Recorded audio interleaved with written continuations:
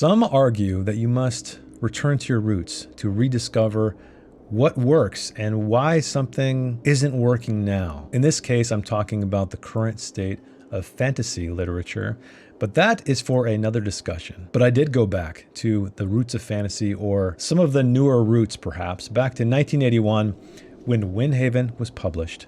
Actually a sequence of novellas, 3 in fact, written by a fledgling George I just can't finish Winds of Winter Martin and Lisa Tuttle, who I wasn't very familiar with until you guys out there, one of you guys, recommended a book I read called My Death. I really enjoyed it. It's kind of a magical realism, very personal character-driven story, but nothing in the vein of traditional fantasy. So I was really curious what this collaboration between these two people was going to be like. I'd never heard of this novel, but you guys out there voted for me to read and review it. And new viewer out there, in case you're new, every single month, the final book I read is chosen by my subscribers. So if you'd like to find out how to get in on that action, check out my monthly wrap-up and TBR videos. But before we get into the review of Windhaven, what is the hook? What is this book about? On the storm-swept planet of Windhaven, where islands are scattered across vast seas, human settlers crafted wings from their crashed starship to soar as flyers,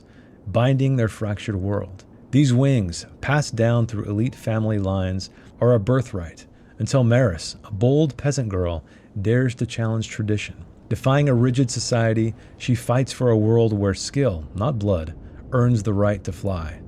But as Maris soars toward her dream, she faces turbulent consequences that will test her courage and reshape her life. Firstly, published in 1981, this book, of course, is a very retro sci-fi fantasy vibe to it. It's kind of a blend because, as I mentioned, it's about a civilization who crash landed on this planet, called it Windhaven, settled there across the vast seas and islands, but then exist in kind of a low-tech fashion. So it's an interesting blend of science fiction and fantasy.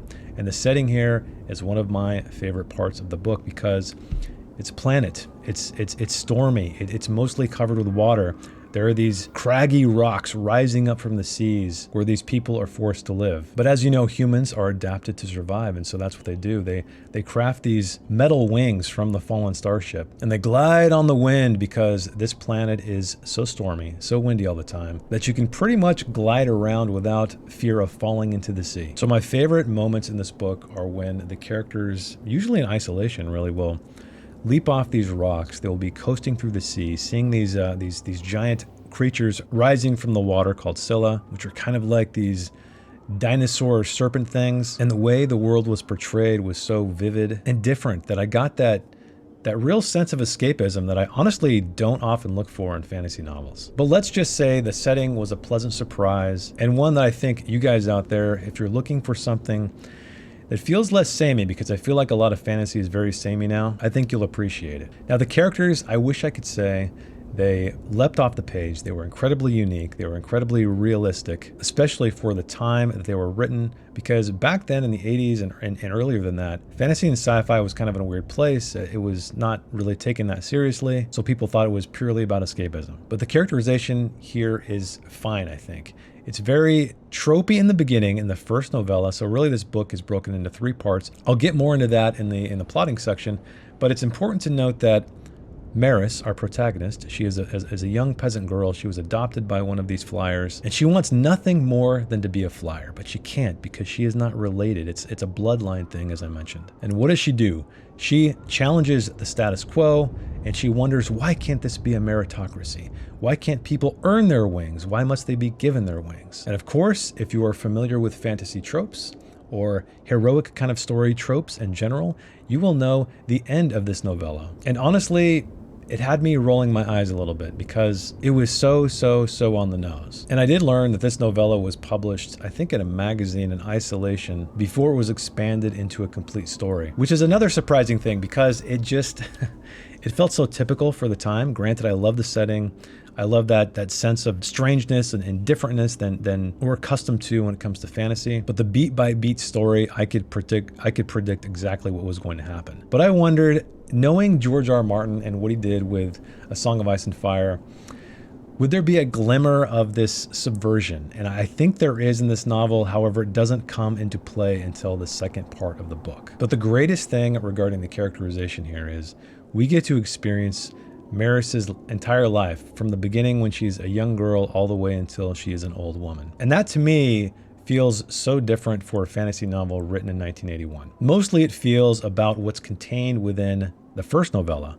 It's all about adventure. It's all about challenging things. It's always about an underdog rising up against the powers that be, you might say. But thankfully it moves on from that, as I mentioned, into something that wasn't quite expected. A pleasant surprise, you might say. There are a vast array of characters. We have, of course, Maris, our protagonist. She has a stepbrother. She has a lover, or I should say maybe a few lovers. We have an antagonistic force who's not a Dark Lord, actually.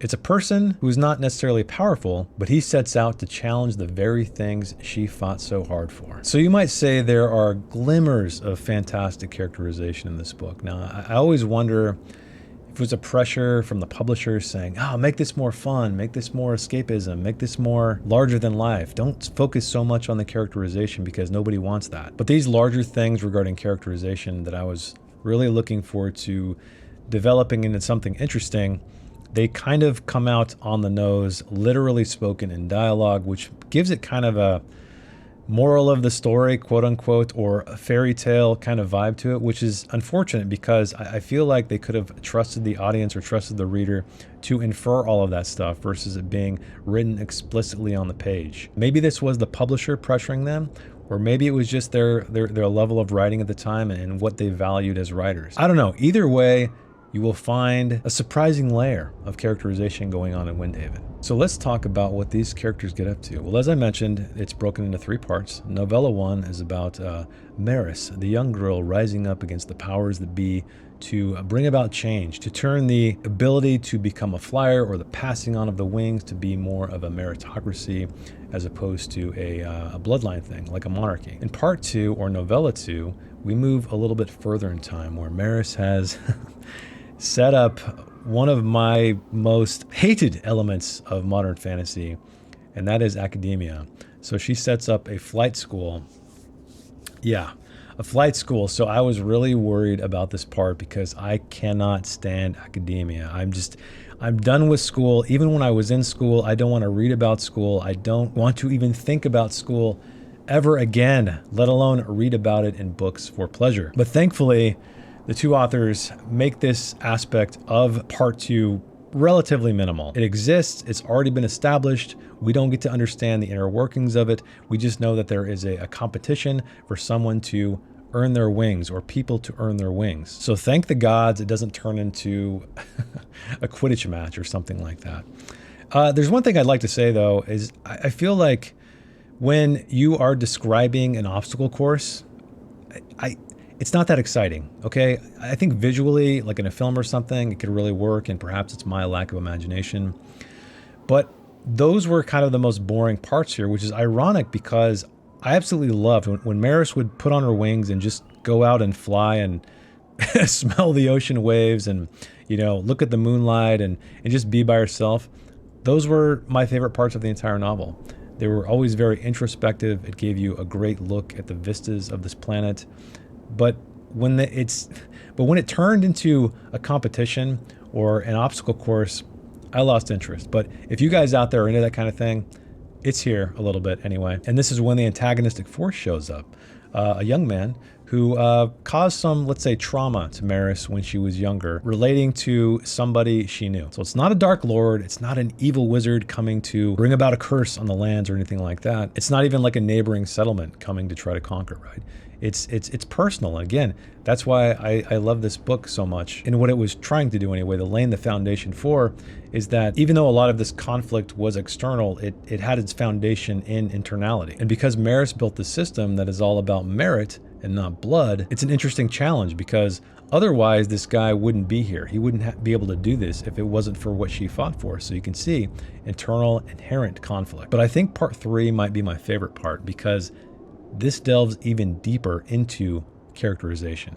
And that is, we get to see Maris as an old woman. But more than that, we get to explore the phenomenon that many older people experience, and that once you've retired and once your kids have all grown up and gone away, you lose a sense of purpose. And Maris is losing a sense of purpose. She gets wounded, so she can't fly anymore.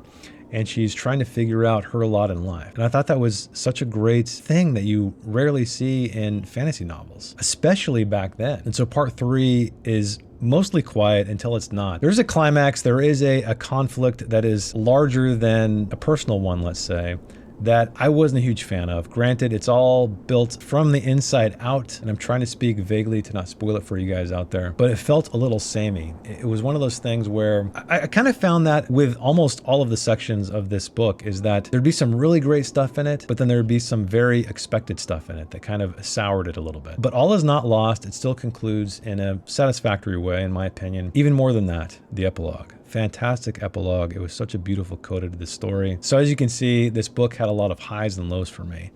There was some really great stuff, some glimmers of fantastic characterization, some great things that Martin and Tuttle were exploring here beyond what you might expect from a 1981 fantasy novel. But then there were a lot of things that just felt too damn familiar. And again, it could have been publisher pressure. It could have been the market at the time. I don't quite know. But it's very interesting to look back in time, knowing what Martin has created, how he has subverted a lot of genre expectations, and you can see it. You can see it, little glimmers of things he wants to do. Let us move on to the writing itself, or as I like to call it, the cinematography of the novel. In true George R.R. Martin fashion, it is written in third person, past tense. The writing is very familiar if you've ever read any of the Song of Ice and Fire novels. It's not doing anything amazing.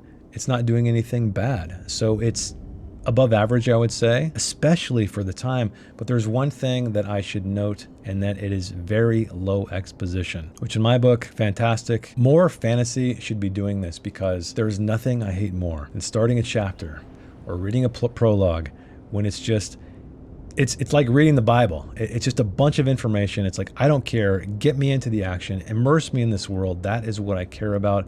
I don't care about the text that somebody wrote 3,000 years ago, and I need to put it in italic fonts at the very beginning of each chapter.